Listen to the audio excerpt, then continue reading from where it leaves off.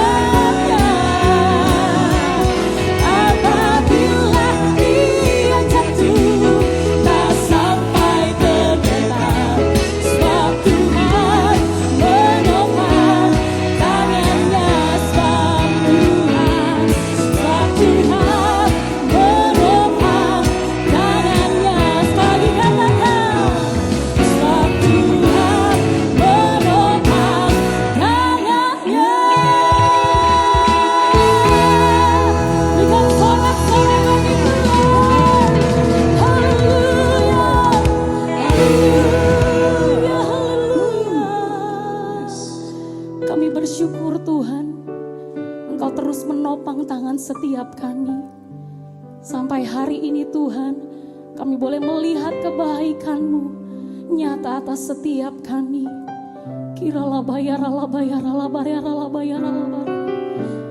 Mari bersama-sama Bapak Ibu Saudara, mari kita bersyukur di hadapan Tuhan.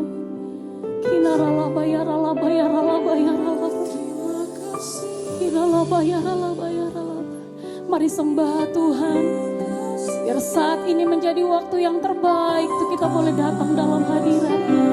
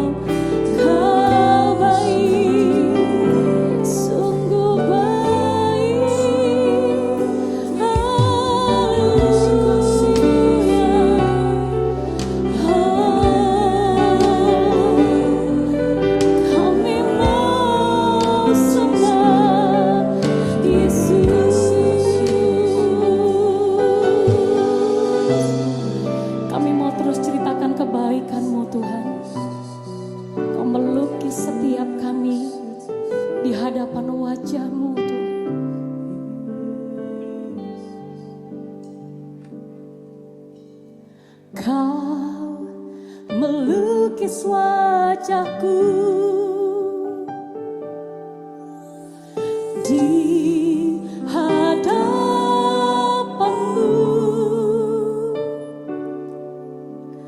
dan mengukir namaku di telapak tanganmu.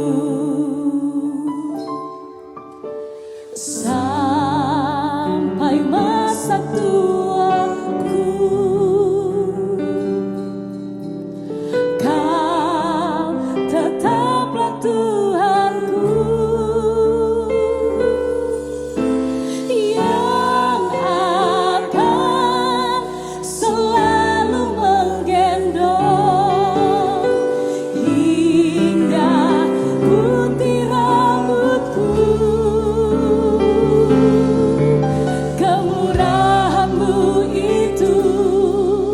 Membuatku tertegun, ku bulatkan hatiku mengikutmu.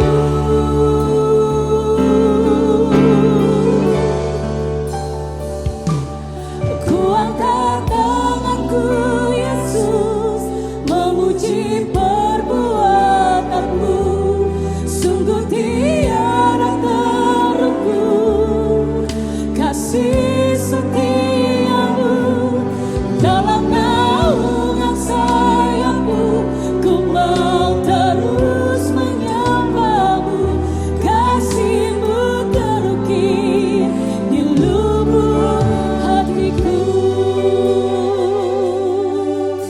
Mari angkat hatimu di hadapan Tuhan.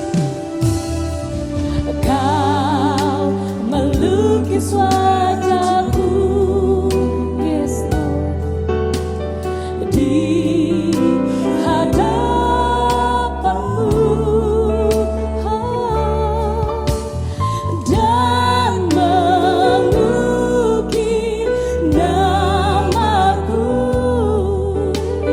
di telapak tanganmu. Sampai masa tuaku, Kau tetap menggendong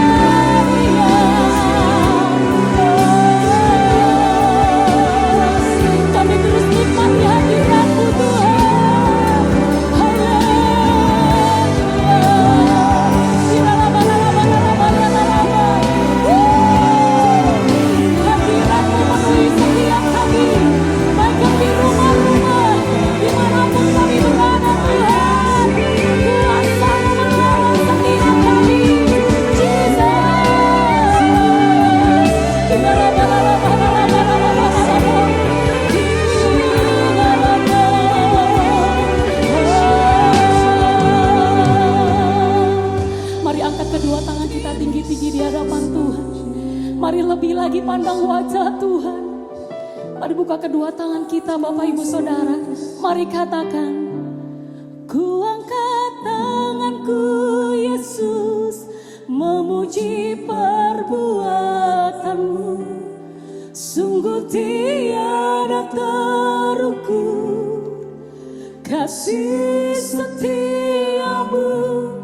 Dalam naungan sayapmu ku mau terus menyembahmu. Kasihmu terukir di lubuk hatiku. Katakan kembali, ku angkat tanganku Yesus, memuji perbuatanmu. Sungguh tiada terukur kasih setiamu. Dalam naungan sayapmu ku mau terus menyembahmu. Kasihmu terukir di lubuk hatiku. Ku angkat tanganku Yesus, memuji perbuatanmu. Sungguh tiada terukur kasih setiamu. Dalam naungan sayapmu ku mau terus menyembahmu. Kasihmu terukir di lubuk hatiku. Kasihmu terukir di lubuk hatiku. Kasihmu terukir di lubuk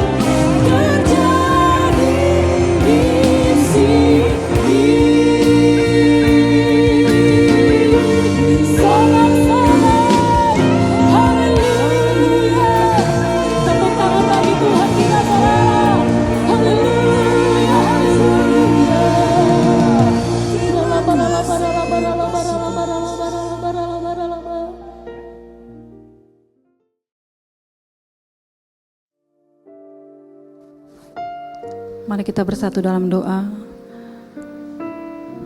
Sikaraya baraya baraya baraya baraya sikaraya baraya baraya baraya. Kiaraya baraya baraya sikarara da da da da da. Bapak terima kasih, kami bersyukur buat hari ini Tuhan.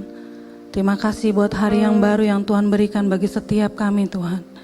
Kalau hari ini kami boleh bersatu lagi dalam ibadah yang luar biasa Tuhan di hari ini Bapak. Mari terus kami minta tuntunan-Mu ada atas setiap kami Tuhan. Kau yang memberkati setiap kami Tuhan. Kau yang terus menjaga setiap kami hari lepas hari Tuhan. Kami bersyukur Tuhan buat setiap kebaikan-Mu dan kasih setia-Mu sepanjang hidup kami Tuhan. Bahkan sampai hari ini Tuhan, kalau kami boleh bersama-sama masuk dalam ibadah yang baru Tuhan. Mari berkati Tuhan setiap kami, bahkan kami memberkati buat setiap jemaat-Mu Tuhan. Mari berkati setiap para jemaat-Mu hari-hari ini Tuhan. Mereka yang mungkin sedang dalam permasalahan pergumulan Tuhan. Kau yang boleh membawa setiap mereka mendapatkan jalan keluar Tuhan bagi setiap permasalahan yang mereka hadapi Bapa. Bahkan mereka yang mungkin dalam keadaan sakit penyakit Tuhan. Bapak kami percaya Engkau Allah dokter di atas segala dokter. Engkau Allah yang sanggup memulihkan, menyembuhkan mereka Tuhan. Terima kasih Bapak, terima kasih Tuhan. Kami bersyukur Tuhan buat pemimpin kami Tuhan. Buat Bapak Pendeta Insinyur Niko Nyotora Harjo Tuhan. Mari Engkau memberkati hamba-Mu Tuhan dengan keempat wakilnya Tuhan. Beserta seluruh keluarga besarnya Tuhan. Mari terus Tuhan bawa hamba-Mu ini Tuhan menjadi hamba yang luar biasa di hadapan-Mu Tuhan. Terus perluas pelayanan hamba-Mu Tuhan untuk makin hari boleh semakin berkenan di hadapan-Mu Bapa. Kami berdoa juga Tuhan buat pemimpin kami di Rayon 2 Bandung Tuhan. Mari Engkau memberkati setiap mereka Tuhan. Mari Bapa Engkau menaruh apa yang menjadi visi misi-Mu bagi para hamba-hamba-Mu Tuhan. Untuk membawa setiap kami para jemaat-Mu menjadi jemaat-jemaat yang berkenan di hadapan-Mu Bapa. Terima kasih Tuhan, terima kasih. Kami bersyukur juga Tuhan buat gembala kekasih kami di tempat ini Tuhan. Buat Pak Yan Peter Pangaribuan Tuhan, mari Kau berkati hamba-Mu Tuhan. Buat istrinya Ibu Yan Kadarwati Tuhan. Terus bawa hamba-Mu ini makin hari boleh semakin lebih lagi di hadapan-Mu Tuhan. Menjadikan setiap kami domba-domba yang luar biasa Tuhan. Menjadikan setiap kami domba-domba yang terus berkenan di hadapan-Mu Bapa. Berkati hamba-Mu Tuhan. Berkati segala yang dikerjakan hamba-Mu Tuhan. Terus bawa hamba-Mu makin hari boleh semakin melekat kepada Engkau Tuhan. Terima kasih Bapak, terima kasih Tuhan. Berkati buat kedua wakil gembala kami Tuhan. Buat Bapak Irianto Tuhan bersama Bapak Mario Pangemanan Tuhan. Berkati juga buat keluarganya Tuhan. Taruhkan roh kesatuan hati bagi para pemimpin kami Tuhan. Untuk mereka boleh bersama-sama bergandengan tangan. Membawa Cibubur penuh dengan kemuliaan-Mu Bapa. Terima kasih Tuhan, terima kasih. Kami bersyukur Tuhan, kami bersyukur buat hari yang luar biasa ini Tuhan.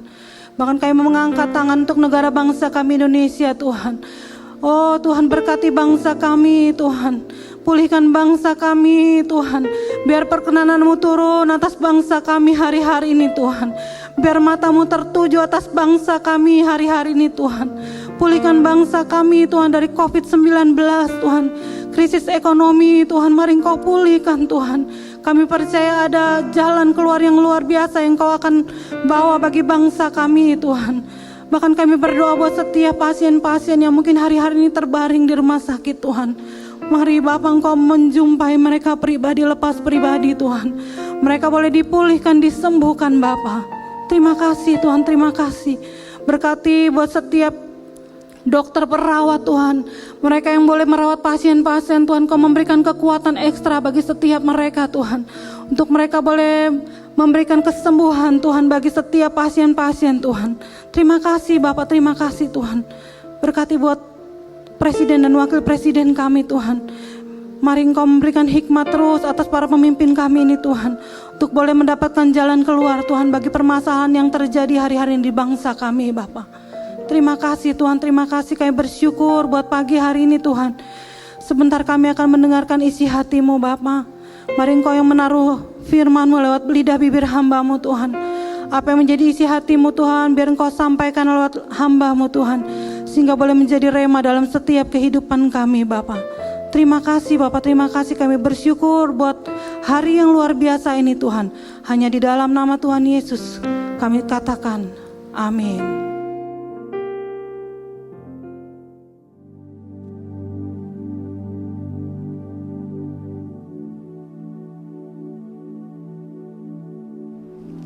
Mari kita berdoa sebelum firman Tuhan. Bapak, terima kasih buat kesempatan kami ada di dalam hadirat-Mu. Kami memuji, menyembah, dan Kau hadir di tengah-tengah kami. Dan kami percaya kehadiran-Mu di tengah kami tidak pernah sia-sia. Mujizat terjadi, kesembuhan terjadi, pemulihan terjadi. Bahkan hati yang keras Engkau buat lembut untuk kami menjadi semakin hari semakin serupa dengan Engkau Tuhan Yesus. Dan makin berkenan di hati-Mu Bapa. Singkapkan semua selubung yang menutupi mata dan telinga rohani kami, agar kami bisa mendengar pesan firman Tuhan dengan baik. Roh Kudus, urapi kami semua, urapi juga hamba-Mu Tuhan. Dalam nama Tuhan Yesus kami berdoa. Haleluya. Amin. Shalom semua Bapak Ibu Saudara sekalian dari GBI Sukawarna. Hari ini saya ingin berbicara tentang satu tema, The Storm of Life atau badai kehidupan. Saya ambil dari Kisah Para Rasul ya, ayat 27 mulai dari ayat keempat. Di bawah perikop berjudul Paulus berlayar ke Roma. Oleh karena angin sakal, kami berlayar dari situ menyusuri pantai Siprus, dan setelah mengarungi laut di depan Kilikia dan Pamfilia, sampailah kami di Mira di daerah Likia. Di situ perwira kami menemukan sebuah kapal dari Alexandria yang hendak berlayar ke Italia. Ia memindahkan kami ke kapal itu. Selama beberapa hari berlayar, kami hampir-hampir tidak maju, dan dengan susah payah kami mendekati Knidus karena angin tetap tidak baik. Kami menyusuri pantai Kreta melewati Tanjung Salmone. Ayat 8. Sesudah kami dengan susah payah melewati tanjung itu, sampailah kami di sebuah tempat bernama Pelabuhan Indah dekat kota Lasea. Sementara itu sudah banyak waktu yang hilang. Waktu puasa sudah lampau dan sudah berbahaya untuk melanjutkan pelayaran. Sebab itu Paulus memperingatkan mereka, katanya ayat 10. Saudara-saudara, aku lihat bahwa pelayaran kita akan mendatangkan kesukaran-kesukaran dan kerugian besar, bukan saja bagi muatan dan kapal, tetapi juga bagi nyawa kita. Tetapi perwira itu lebih percaya kepada jurumudi dan nahkoda daripada perkataan Paulus. Saya hentikan pembacaan firman Tuhan sampai dengan demikian. Nanti Bapak Ibu lanjutkan di rumah sampai dengan ayat yang ke-26 ya. Nah, kita semua tidak pernah luput dari permasalahan badai kehidupan ini. Di dalam Alkitab kita ada begitu banyak contoh orang-orang pilihan Tuhan yang juga mengalami kehidupannya. Paulus, Abraham, Musa, Yusuf, Lot, Ayub, dan bahkan juga Tuhan kita Yesus Kristus. Jadi pertanyaan yang relevan bagi kita untuk kita jawab hari ini adalah bukan bagaimana kita menghindari badai, tapi bagaimana kita berespon yang benar ketika badai hidup itu datang. Dan jika di antara kita yang hari ini tengah menemukan diri kita berada di tengah-tengah badai, satu persoalan belum selesai, sudah ada lagi persoalan yang lain. Nah, saya mau berpesan begini, jangan menyerah di tengah badai. Jangan kecewa karena badai. Kenapa? Badai dalam kehidupan seseorang itu kadang-kadang memang diperlukan agar ada banyak pelajaran baik yang kita bisa dapatkan daripadanya. Seorang yang bernama Lisa Apello menuliskan di dalam jurnal Lessons for Storm of Life Can Teach Us. Dia mengatakan begini, badai itu mengajarkan kita untuk bisa memiliki hati yang bersyukur atau gratitude. Dia berkata bahwa sangat mudah bagi kita untuk mengucap syukur untuk semua hal yang baik yang kita terima dalam hidup ini. Tetapi tahukah saudara, bahwa badai juga membantu kita untuk bisa melihat bagaimana pertolongan Tuhan tetap ada dan Dia bekerja di tengah-tengah badai untuk menolong dan untuk kebaikan kita. Bahkan Paulus di dalam surat kepada jemaat di Filipi menulis bahwa dia mencukupkan diri di dalam segala keadaan dan dia tetap bersyukur walaupun dia dalam keadaan di penjara. Yang kedua, Lisa mengatakan bahwa badai itu mengajarkan kita mengenai peace atau kedamaian. Ketika semua usaha baik-baik, kesehatan baik-baik, keluarga baik-baik saja, keadaan yang serba baik itu bukanlah kedamaian yang sesungguhnya. tapi itu merupakan satu kesenangan, saudara. Kedamaian, kebahagiaan sejati bukan datang daripada karena tidak ada masalah, bukan karena tidak ada persoalan, tetapi dari kehadiran Tuhan dalam hidup kita. Dan kehadiran Tuhan yang paling saudara dan saya rasakan itu ketika kita berada di tengah-tengah badai. Filipi 4 ayat 7, Paulus berpesan, damai sejahtera Allah yang melampaui segala akal akan memelihara hati dan pikiranmu dalam Kristus Yesus. Hadirat Tuhan senantiasa membawa kedamaian, bahkan ketika kita ada di tengah-tengah badai itu sendiri. Nah, ketika kita masuk dalam pujian penyembahan, kita berdua bersama dengan Tuhan, walaupun ada persoalan dan masalah, maka di tengah-tengah hadirat Tuhan itu kita menjadi tenang. Di dalam ketenangan itu kita bisa berpikir lebih jernih dan terletak kekuatan bagi setiap kita. Memang badainya tidak selesai, tapi kita memiliki kemampuan untuk berespon yang benar di dalam menghadapi badai. Yang ketiga, badai itu mengajarkan kepada kita tentang arti harta yang sesungguhnya. Sekitar kita, dunia itu mengajarkan bahwa kita membutuhkan sesuatu yang lebih banyak, yang lebih besar, yang lebih baru, dan lain sebagainya. Tetapi ketika badai itu datang, kita bisa menjadi lebih mengerti apa sih yang paling berharga di dalam hidup ini. Di dalam ayat ke-38 kisah Paulus saat berlayar ke Roma, mereka membuang begitu banyak barang-barang berharga yang ada di kapal itu. Bukan saja harta benda, tetapi juga termasuk makanan, gandum, untuk supaya kapal itu lebih ringan dan bisa mengatasi badai. Walaupun pada akhirnya kapal itu rusak parah. Badai mengajarkan kepada kita kekuatan yang sesungguhnya. Tahukah saudara, doa kita yang paling jujur, yang paling tulus di hadapan Tuhan, bukan pada waktu semua keadaan baik-baik saja, tetapi justru ketika kita ada di tengah-tengah kesulitan dan kita tidak bisa buat apa-apa, dan ketika kita datang kepada Tuhan, berserah dan mengandalkan Tuhan, artinya kita baru mengerti ada kekuatan yang sesungguhnya di dalam penyerahan kita kepada Tuhan. Badai juga mengajarkan apa sih rumah kita yang sesungguhnya itu. Pencobaan dan ujian itu selalu mengingatkan kepada kita bahwa dunia ini bukan rumah kita yang sesungguhnya. Kita berada di dunia ini sementara. Segala sesuatu apapun yang saudara dan saya miliki satu kali akan kita tinggalkan, dan itu bersifat cuma sementara saja. Mari yuk kita fokusnya pindah dari membangun kerajaan di bumi ini menjadi membangun dan melakukan pekerjaan-pekerjaan di kerajaan Allah. Itu sebabnya badai yang berikutnya juga mengajarkan kita tentang arti kesetiaan. Sebab mudah bagi saudara dan saya untuk setia dalam pelayanan, terhadap pemimpin, terhadap keluarga dan lain sebagainya, ketika janji-janji Tuhan itu terjadi dalam hidup kita, kadang kita sangat baik-baik saja. Tetapi badai membuktikan sebaliknya. Kita akan tetap melihat kesetiaan dan pertolongan Tuhan dalam hidup kita itu semakin nyata waktu kita ada di tengah-tengah badai. Pertanyaannya adalah bagaimana dengan iman kita terhadap Tuhan? Jadi apa sih yang kita bisa pelajari dari kisah Paulus? Bagaimana kita bisa menghadapi badai dan mengelola badai kehidupan ini? Yang pertama, cobalah untuk menghindari badai.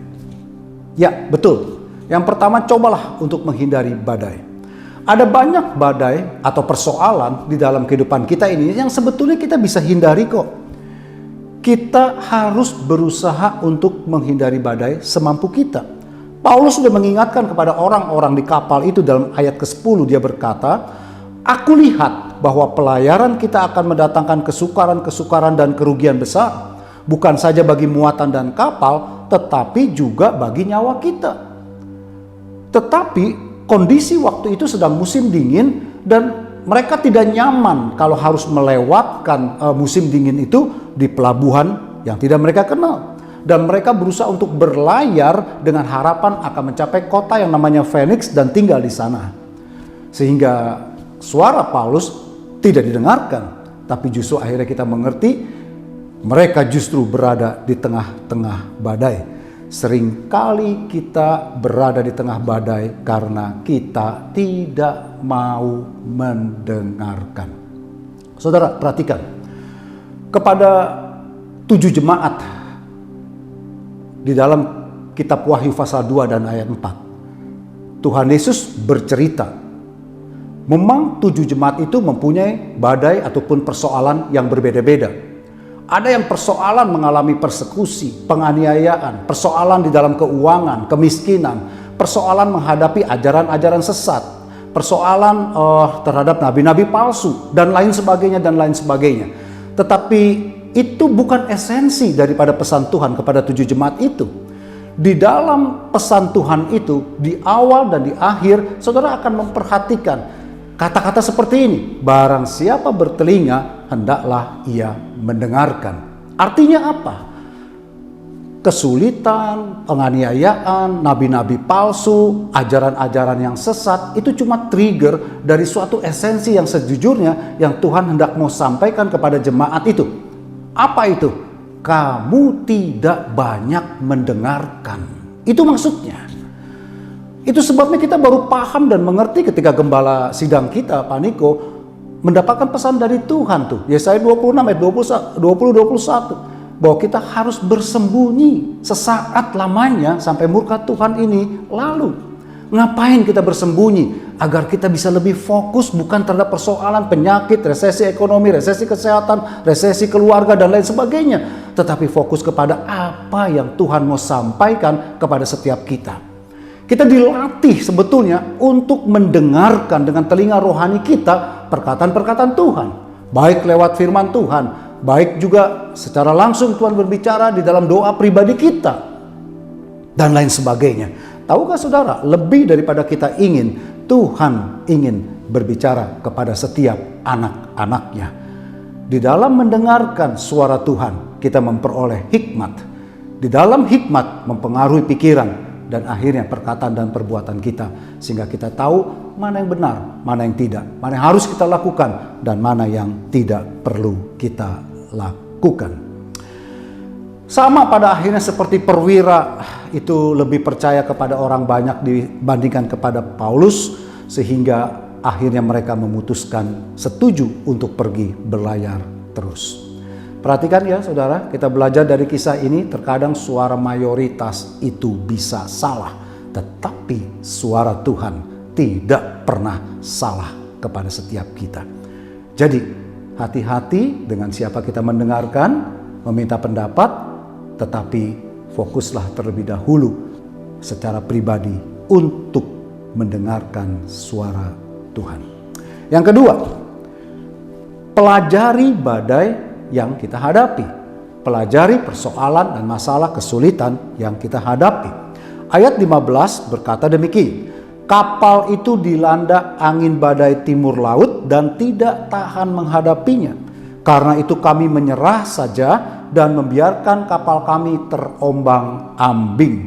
Berusaha untuk tetap tenang, perhatikan situasi di saat kita berada di tengah-tengah badai, dan pertimbangkan apa yang bisa kita lakukan dan apa yang tidak bisa kita lakukan. Contoh, negara kita, Indonesia, bahkan di banyak negara lain, tengah mengalami merebaknya pandemi COVID-19 ini. Jauh lebih banyak, lebih hebat, lebih cepat dari waktu-waktu yang lalu.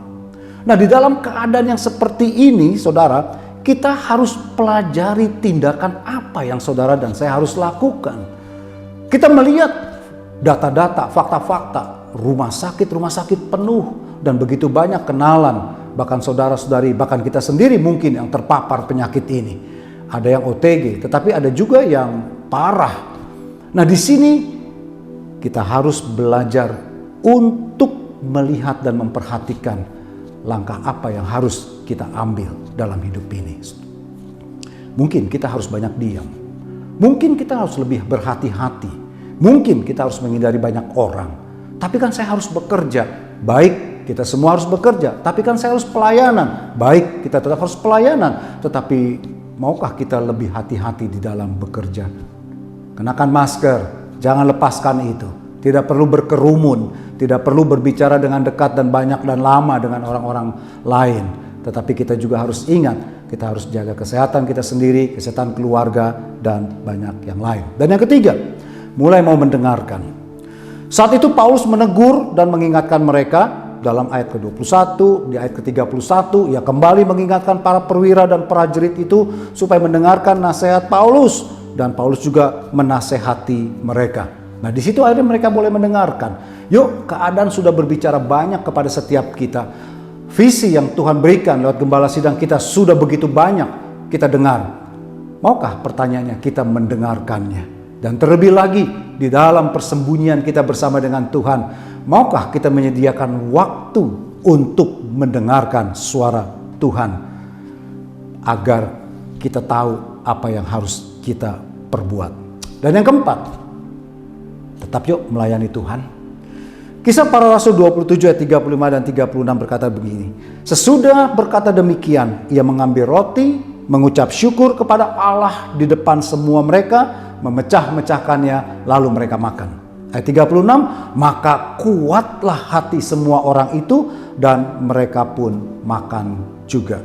Walaupun Paulus berada di tengah-tengah badai dan orang-orang yang tidak mau mendengarkan mereka, tetapi Paulus tetap memiliki damai sejahtera dalam hatinya. Karena dia tahu, dia dengar suara malaikat yang berkata kepadanya, tidak ada seorang pun yang akan kehilangan sehelai rambutnya. Tidak ada seorang pun yang akan binasa kecuali kapal itu. Jadi ia tetap berusaha untuk melayani orang-orang itu, mengucapkan kata-kata yang menguatkan mereka, supaya mereka tetap kuat dan tabah. Dan ini yang terpenting, dia tetap mengabarkan kabar baik bahwa mereka semua akan diselamatkan oleh kasih karunia Tuhan. Kalau kita ada dalam keadaan yang tidak baik hari-hari ini, bagaimana sikap kita sebagai anak-anak Tuhan? Kita harus tetap memperkatakan hal-hal yang baik. Injil, kabar baik tetap harus diberitakan. Siap atau tidak siap, baik atau tidak baik keadaannya. Justru di dalam keadaan yang tidak baik, kabar baik itu harus tetap diberitakan. Saya berdoa bagi Bapak Ibu Saudara sekalian yang mungkin mengalami kesulitan dalam keuangan, ada rencana-rencana kita yang berantakan, usaha-usaha kita yang gagal. Mungkin kita di PHK juga, atau minimal kita kehilangan banyak gaji dan pendapatan yang dipotong. Atau mungkin kita sakit, kita menghadapi persoalan di dalam keluarga, karena seringkali persoalan dalam ekonomi itu merembet ke persoalan-persoalan lainnya. Tetapi hari ini saya mengatakan ada kabar sukacita di tengah-tengah badai. Tuhan memberitakan kabar baik bagi kita semua. Andalkan Tuhan, masuk dalam persembunyian kita dan dengar suara Tuhan bagi kita semua. Selalu ada jalan keluar di dalam hadirat Tuhan. Selalu ada kekuatan di dalam hadirat Tuhan. Selalu ada ketenangan di dalam hadirat Tuhan. Sehingga kita bisa berespon yang benar menghadapi badai kehidupan ini. Berusaha sebaiknya untuk menghindarkan badai, tetapi kalau itu toh tidak bisa kita hindarkan dan kita malah berada di tengah-tengah badai itu, berusahalah sebaik-baiknya untuk mengelola badai itu dengan baik. Ayat 25 ya. Sebab itu tabahkanlah hatimu saudara-saudara, karena aku percaya kepada Allah bahwa semuanya pasti terjadi seperti yang dinyatakannya kepadaku. Ada kedamaian yang Paulus mau beritakan kepada semua orang yang sudah kehilangan pengharapan, agar mereka tetap bersandar dan percaya kepada Tuhan yang akan membawa mereka melewati badai. Tuhan Paulus yang sama adalah Tuhan kita juga pada hari ini.